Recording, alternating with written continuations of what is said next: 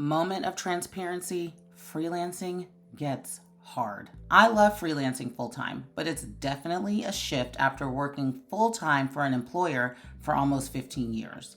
The discipline, the organization, and straight up just drive that you need to make it work cannot be understated. It's not unusual for me to have moments where I wonder if it would just be easier to go back to work. One of my favorite influencers, his name is KevOnStage. He has been building his own platform for years, like more than 10 years. And even he still sometimes thinks, maybe I should just go back and get a job.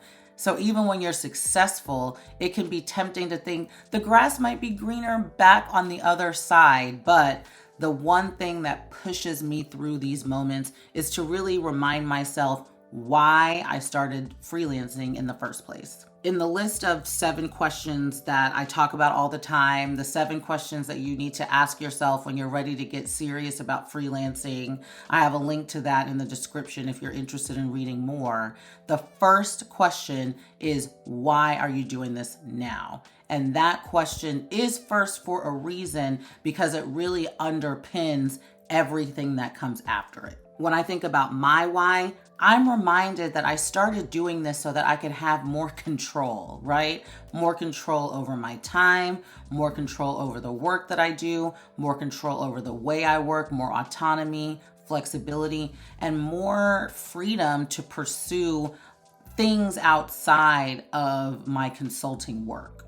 I knew I wanted a 4-day work week, and really I didn't even want to necessarily have to work 8 hours a day. I think that is something I've always been very rebellious against because I'm really, really good at managing my time and working efficiently. And this sort of arbitrary 9 to 5 window to me just feels like made up. And I'm like, I will get the job done in as much time as I need. That may be in the morning, that may be in the evening. So just being able to have that flexibility and that autonomy, it was such a big reason why I made this step. And you might be able to relate to that and feel like, exactly, like I hate having to work on somebody else's schedule. And so when I think about, maybe I might want to go back to work, I remind myself, are you ready to be back on someone else's schedule again?